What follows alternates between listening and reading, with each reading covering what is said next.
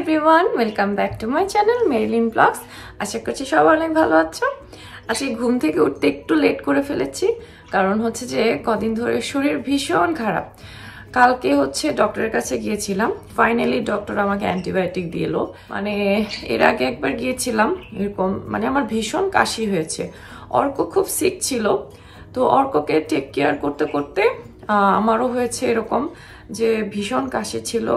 মানে টানা 2 সপ্তাহ আমি কাশির জন্য ঘুমোতে পারতাম না, খেতে পারতাম না, এরকম অবস্থা।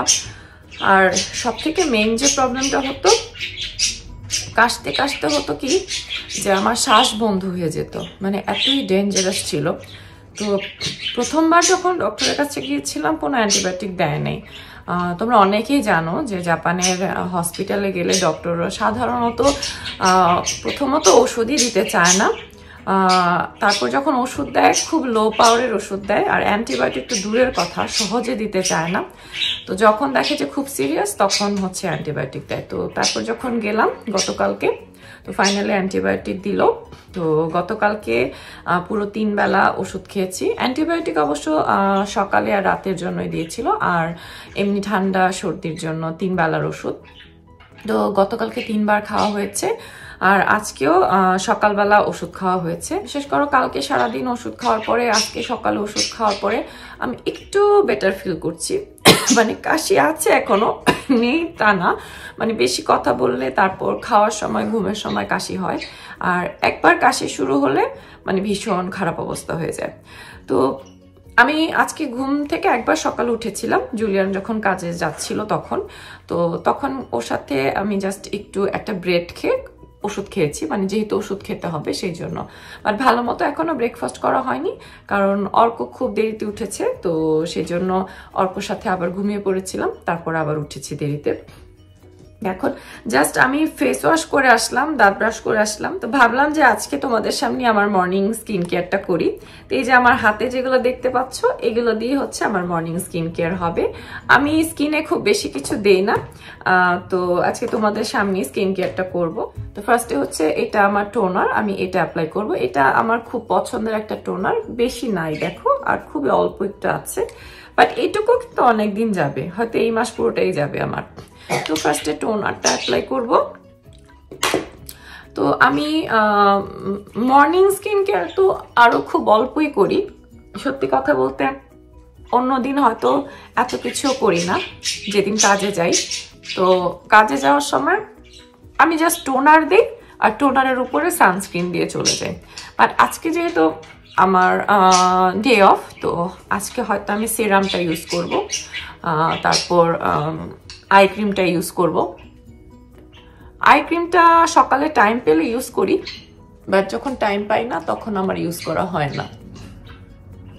তো আমি আমার গলাতেও লাগিয়ে নিব। সকালবেলা আসলে না এইভাবে স্কিন কেয়ার করার একদমই টাইম হয় না, তো আমি হচ্ছে এইভাবে প্রেস করে করে অ্যাপ্লাই করি, যেভাবে জাপানিজরা স্কিন কেয়ার করে আর কি। এটা জাপানিজদের কাছ থেকেই শেখা। জাপানিজরা সবসময় বলে যে যে কোনো প্রোডাক্ট এভাবে চেপে চেপে ইউজ করলে সেটা একদম স্কিনের ভেতর পর্যন্ত প্রবেশ করে, স্কিনের জন্য ভালো।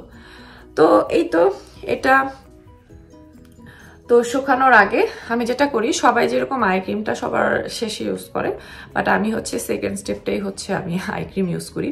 কারণ হচ্ছে যে আমার মনে হয় যেন আই ক্রিমটা অন্য কিছুর সাথে মিশে যায়, সেই জন্য আমি আই ক্রিমটা একটু আগে ইউজ করি।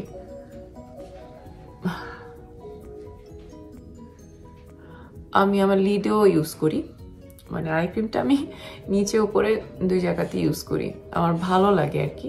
তো এটা হচ্ছে একটা জাপানিজ প্রোডাক্ট, এটা হচ্ছে হাদা লাবো ব্র্যান্ডের অ্যান্টি এজিং একটা আই ক্রিম।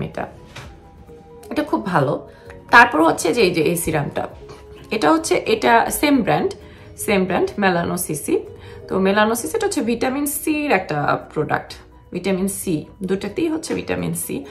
তো এটা যেদিন যেদিন কাজে যাওয়া হয় আমার এটা ইউজ করা হয় না, কারণ এত টাইম থাকে না, তো আজকে এটা ইউজ করব। সো এটা হচ্ছে যে বেশি না, 5 থেকে 6 ড্রপ।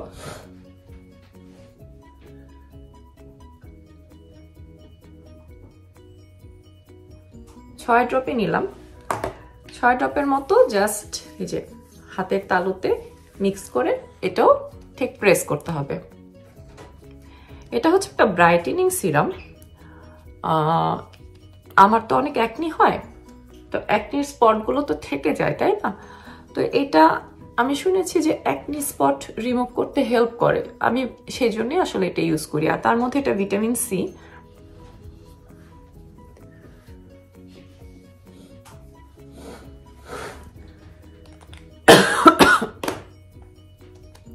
তো যাই হোক, আমার হচ্ছে লিপটা খুব ড্রাই লাগছে, আমি আগে লিপ ক্রিমটা ইউজ করে নিই। এটাও জাপানের প্রোডাক্ট। আমি আজকে যত কিছু ইউজ করছি সবই জাপানের প্রোডাক্ট, সবই জাপানিজ ব্র্যান্ড, শুধুমাত্র সানস্ক্রিনটা বাদে। সানস্ক্রিনটা হচ্ছে একটা কোরিয়ান ব্র্যান্ড, এটা কোজারেক্সের। অ্যাকচুয়ালি আমি সানস্ক্রিনও জাপানিজ প্রোডাক্টই ইউজ করি, বাট আমার ওইটা শেষ হয়ে গেছে। তো এটা আমার ছিল, আমি 2টা সানস্ক্রিনই একসাথে ইউজ করতাম, মানে কোনোদিন এইটা, কোনোদিন আমার জাপানিজ যে ব্র্যান্ডটা যেটা শেষ হয়ে গেছে ওইটা। তো ওইটা আগে শেষ হয়ে গেছে কারণ ওইটা বেশি ইউজ করেছি আমি। তো এটা এখনো আছে, তো ওইটা যতদিন না কেনা হবে ততদিন এটা ইউজ করতে হবে। এটা ডে টাইমে ইউজ করি কারণ এটার মধ্যে হচ্ছে SPF 20 আছে, সেই জন্য এটা ডে টাইমে ইউজ করি, এটা রাতে ইউজ করি না। তো যাই হোক, সবার শেষে হচ্ছে আমার সানস্ক্রিনটা অ্যাপ্লাই করব। তো যাই হচ্ছে আমার ওই জাপানিজ যে সানস্ক্রিনটা আমি ইউজ করি ওটা অনেক ভালো। আমি যখন আবার কিনবো আমি তোমাদের শেয়ার করবো। ওটা আমার এত পছন্দের সানস্ক্রিন, ওটা শেষ হয়ে গেছে অলরেডি। তো যাই হোক, এটাই দিব। কোজারেক্সও খারাপ না, এটাও ভালো, এটাও আমি ইউজ করি। তো সানস্ক্রিনটা আমি একটু বেশি করে ইউজ করি, অনেক বেশি। এবং আমি জানি না উচিত কিনা, সানস্ক্রিন আমি চোখেও ইউজ করি, মানে অনেক বেশি ইউজ করি, অনেক বেশি, মানে কোনো জায়গা আর কি বাদ নাই আমার সানস্ক্রিনের। সেই জন্যই আমার সানস্ক্রিন এত তাড়াতাড়ি আর আসলে শেষ হয়ে যায়। তো যাই হোক, পুরো ভূত সেজে তারপর হচ্ছে সানস্ক্রিনটা মিক্স করে ফেলবো।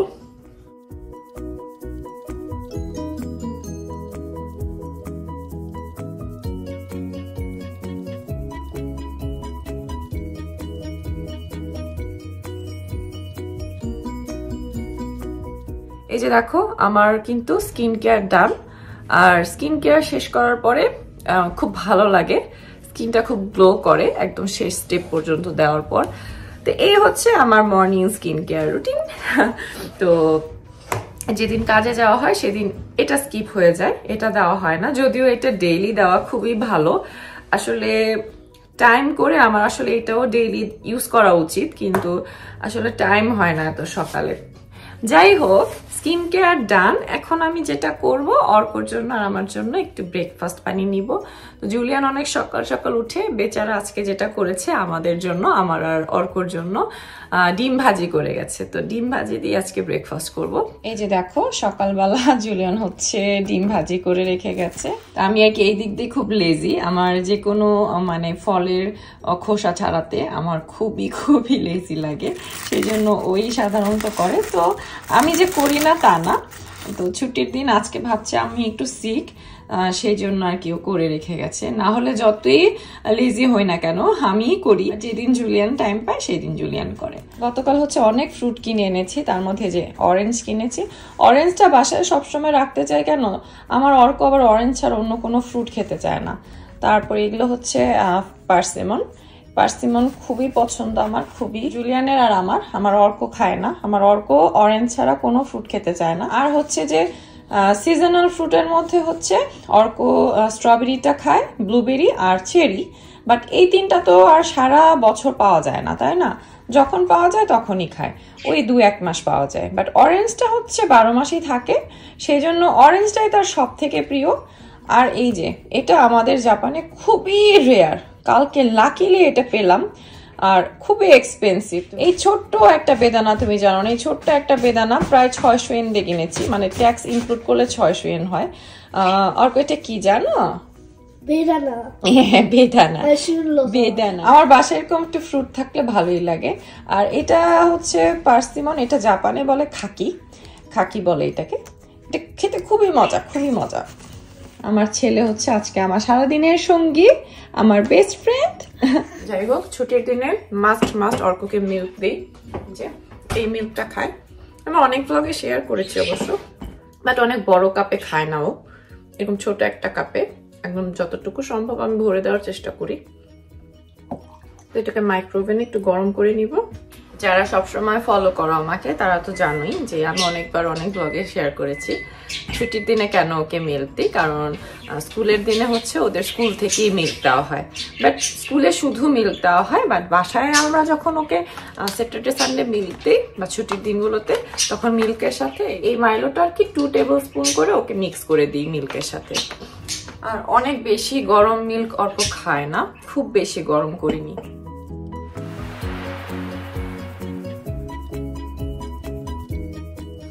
তো আমার পেছন দিয়ে বাইরে দেখা যাচ্ছে, বাইরে ওয়েদারটা কিন্তু আজকে অনেক সুন্দর একটা ওয়েদার। প্রায় 9-10 দিন ধরে টানা আমাদের এখানে খুবই ভালো ওয়েদার, প্রতিদিনই রোদ উঠছে, একদম বৃষ্টি নেই।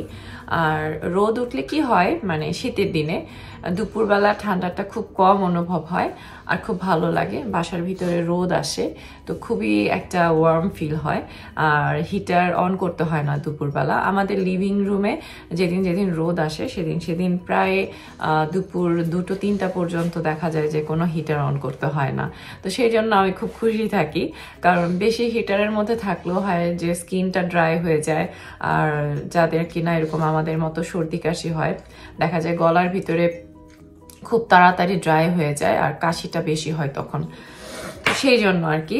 আর এই তো আজকে যেটা আমি করেছি তোমাদের দেখায়, এই যে দেখতে পাচ্ছ কিনা, আমি যেটা করেছি আজকে মিল্কের মধ্যে মানে গরুর দুধের মধ্যে জাস্ট কফি দিয়েছি। কারণ হচ্ছে কি, গরুর দুধ না জুলিয়ানের আর আমার খাওয়া হয় না, আমার আসলে একটু গ্যাস্ট্রিকের প্রবলেম আছে, মানে অ্যাসিডিটি হয়, যে জন্য আর কি আমি গরুর দুধটা অ্যাভয়েড করি। বাট মাঝে সাঝে খাই, একদম খাই না বলবো না, তো মাঝে সাঝে কখন খাই সেটাই বলছি। যে আমি যখনই খেয়াল করলাম অর্কর মিল্কের প্যাকেটটা দেখলাম যে আগামীকাল হচ্ছে ডেট এক্সপায়ার্ড হয়ে যাবে, তো জুলিয়ান আর আমি সবসময় এরকম করি, যখন দেখি যে ডেট এক্সপায়ার্ড হয়ে যাবে, তো অর্ক যেহেতু কালকেও স্কুল বন্ধ, তো কালকে খাবে অর্ক, তারপরেও কিন্তু অনেকটা মিল্ক থেকে যাবে, তো সেই মিল্কটা শুধু শুধু ফেলে না দিয়ে তখন আমি আর জুলিয়ান এরকম মিল্কের সাথে কফি মিলিয়ে খেয়ে ফেলে আর কি। তো আজকে জুলিয়ানকেও বলতে হবে যে যখন কফি খাবে রাতে এসে, তো মিল্কের সাথে যেন কফিটা খায়, মানে কফি মিল্কের সাথে না খেয়ে এরকম গরুর দুধের সাথে যেন খায়। জানি এটা খেতে ওর খুবই খারাপ লাগে, আমারও খুব খারাপ লাগে, বাট কিছু করার নেই, কোনো খাবার ফেলে দেওয়ার থেকে তো একটু কষ্ট করে খেয়ে ফেলাই ভালো, কারণ মিল্কের মধ্যে অনেক অনেক ভিটামিনস আছে না, ক্যালসিয়াম আছে, সো এটা আসলে খাওয়া উচিত, কিন্তু খেতে পারি না, একটু প্রবলেম হয় সেই জন্য আর কি। বাট মাঝে মাঝে না এই মিল্কের সাথে কফি মিলিয়ে খেতে খারাপ লাগে না, একটু কাফে লাটে টাইপ লাগে আর কি, মানে এটা তো কাফে লাটেই বলা যেতে পারে, শুধু আমি সুগার ইউজ করিনি। এই তো আজকে আসলে যেটা হয়েছে যে শরীর খুব খারাপ ছিল, তো তোমাদের সাথে আসলে অনেক গল্প করতে ইচ্ছা করছিল আমার। আজকে আসলে আমার ব্লগ করার প্ল্যান ছিল না, তো হঠাৎ ভাবলাম যে একটু কথা বলি। আমার আসলে খুব লোনলি লাগছিল আজকে, কারণ এতদিন পরে, এই টানা 2 সপ্তাহ পরে আজকে আমি একটু বেটার ফিল করছি। এই 2 সপ্তাহ আমার অবস্থা খুবই সিরিয়াস ছিল, খুবই খারাপ ছিল আসলে। আমি মানে যখন শ্বাস বন্ধ হয়ে যাচ্ছিল কাশতে কাশতে, কয়েকবার হয়েছে আমার সাথে, 3-4 বার, তো তখন মনে হচ্ছিল যে আমি মনে হয় মরে যাচ্ছি এরকম, মানে বাসায় অর্ক ছাড়া কেউ ছিল না। 3 বার হয়েছে যে শুধু অর্ক ছিল, আর একবার আমার সাথে কেউ ছিল না বাসায়, খুব ভয় পেয়েছিলাম।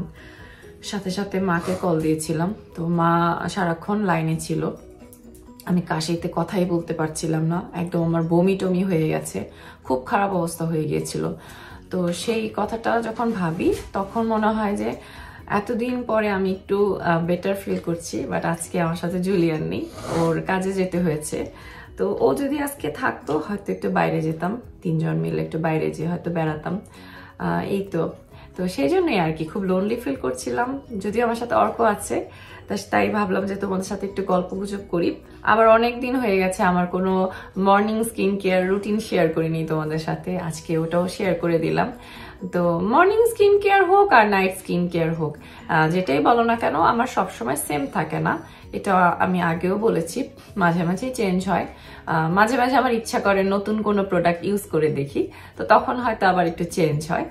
তো আজকে ব্লগটা আর লম্বা করবো না, সবাই খুব ভালো থাকবে, নিরাপদে থাকবে, সুস্থ থাকবে আর আমাদের সবার জন্য অনেক অনেক দোয়া করবে, প্রার্থনা করবে আমরা যেন খুব তাড়াতাড়ি ভালো হয়ে যাই। আসলে শীতকালটা আমার আর আমার ছেলের জন্য আসলে খুব খারাপ যায়, কারণ আমাদের প্রচন্ড অ্যালার্জি প্রবলেম, আর এই অ্যালার্জির সমস্যাটা শীতকালে খুব বেশি বেড়ে যায়, যে জন্য আমরা কন্টিনিউয়াসলি সিক থাকি যতদিন শীত থাকে।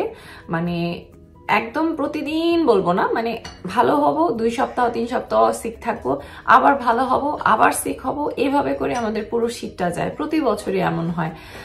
এটা থেকে আসলে বের হওয়ার কোনো উপায় নেই, ডক্টরও বলেছে কিছুই করার নেই। এটা আমাদের না, শুধু যাদের এরকম অ্যালার্জির প্রবলেম আছে সবার সাথে এরকম হয়, কিছু করার নেই। এটা আমি মেনে নিয়েছি। জাস্ট শুধু তোমরা প্রার্থনা করো যেন এভাবে করে বেঁচে থাকতে পারি, সবকিছু করতে পারি, আর সবকিছু যেন আমার উপর দিয়ে যায়, আমার ছেলেটার উপর দিয়ে যেন না যায়, কারণ ওর কষ্ট দেখলে আসলে খুব কষ্ট হয়। মানে আমার আগে তো আসলে ওর হয়েছিল, ওর কাশি দেখেও আমার খুব কষ্ট হয়েছিল, তো সেই কষ্ট পেতে পেতে আবার আমি সিক হয়ে গিয়েছি। তো আমার যেন হয়, ওর যেন না হয়, আমি শুধু সবসময় এটাই চাই। আমি জানি সব বাবা মারাই তাই চায়। তো সেটাই, সবাই ভালো থেকো, নিরাপদে থেকো। আজকের মতো ব্লগটা এখানেই শেষ করছি। Bye bye.